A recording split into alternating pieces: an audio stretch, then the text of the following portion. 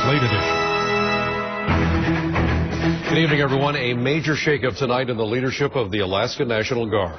Governor Parnell has ordered 3 top commanders removed from their positions. The Guard, in a press release, says the governor made the changes based on the findings of a federal report that criticized how investigations of sexual assault were handled, as well as allegations of fraud and misuse of federal funds. In the changes tonight, Brigadier General Donald Wenke was removed from his position as the commander of the 176th Wing, Alaska Air National Guard. Brigadier General Catherine Jorgensen was removed as Chief of Staff and Land Component Commander for the Guard, and Colonel Edith Grunwald was removed from her position as the Director of Human Resources. Governor Parnell had recently reinstated both of those officers after they were asked to retire by Acting Adjutant General Mike Bridges. The governor said at the time it was because Bridges and the 2 women were vying for the permanent job as Adjutant General. Now, Guard spokesperson said the changes were made to help restore trust and foster faith and confidence in the leadership of the Alaska National Guard. And in a statement issued just a short time ago, Governor Parnell said, quote, "Today I'm directing Acting Adjutant General Mike Bridges to immediately remove 3 members of the National Guard leadership, as I have lost confidence in them. Until recently, they were all active applicants in the process of selecting a permanent Adjutant General, unlike 2 weeks ago, when 2 were removed without consultation of the National Guard Bureau or the Office of the Governor." The governor went on to say tonight, "This is only the latest step in our effort to restore trust in Guard leadership. More changes are coming.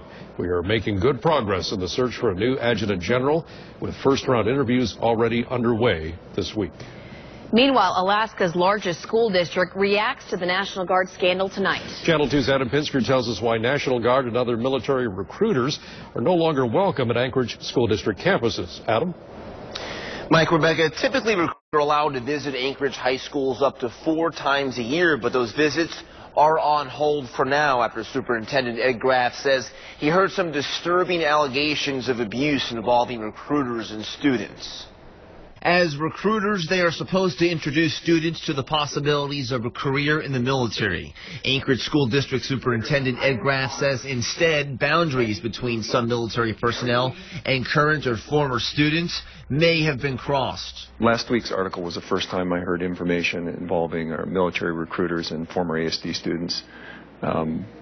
Student safety is our top priority, and what I read was obviously concerning and unacceptable. The superintendent says he took the action after recent published news media reports outlined allegations of inappropriate behavior by recruiters.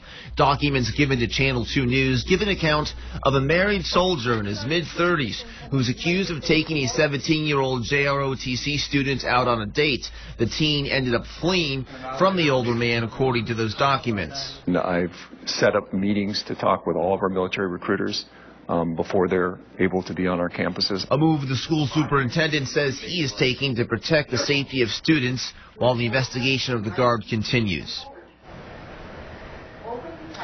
Superintendent Graff says the meetings will be with representatives of all branches of the military, not just the National Guard. He says those officials seem to be cooperative and receptive. The meetings are expected to take up to a couple weeks. Mike?